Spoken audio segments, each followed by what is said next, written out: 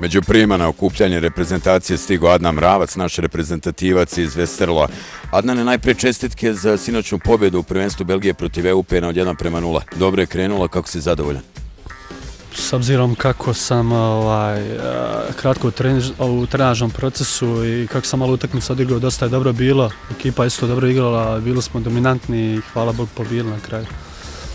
Igrao si pre toga za Mattersburg i malo pre sam te pitao, pre nego što smo ovako zvanično počeli da razgovaramo, konstatovao si da ipak Belgijska liga dosta jača od austrijske i da si nekako zadovoljniji u Westerlo sad nego u Mattersburgu.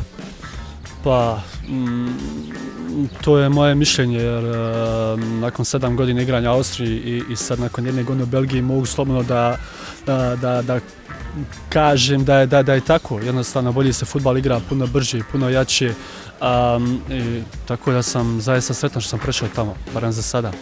Dobre, nadamo se da će se tako i nastaviti. Pada mi nešto na pamet, ona utakmica protiv Švedske.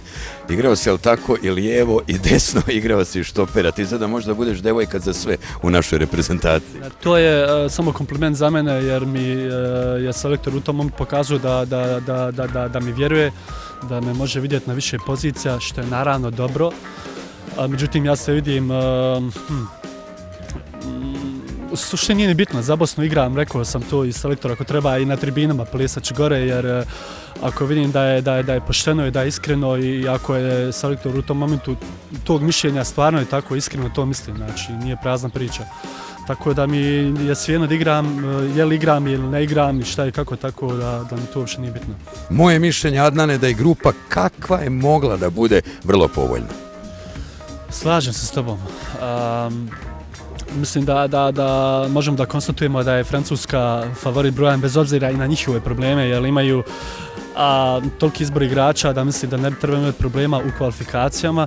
Međutim, ja se uopće ne osvrćem na nje, gledam na nas, mi smo u rangu sa Rumunijom, mada ni ostale reprezentacije ne treba podcijeniti, ali kao što sam rekao, mislim da možemo do drugog mjesta definitivno.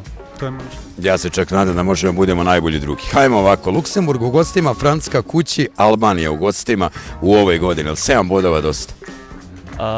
Mislim da nisam ja prava osoba koja to treba da kaže ili koja treba da odgovori na to pitanje. Ja sam stvarno isto pobjednik kao i ti.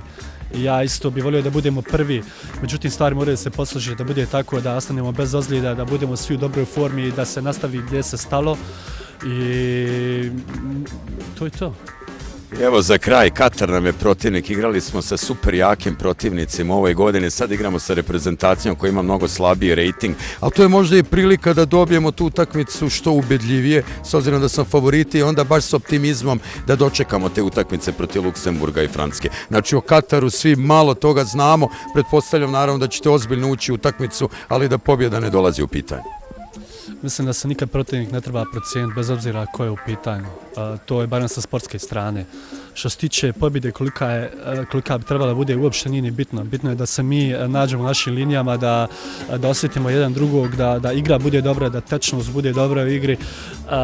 I to je u suštini najbitnije, da se neke stvari već sada vide ko je zašta, ko gdje šta može da pomogne, u kojoj poziciji, jer ima još dosta dilema.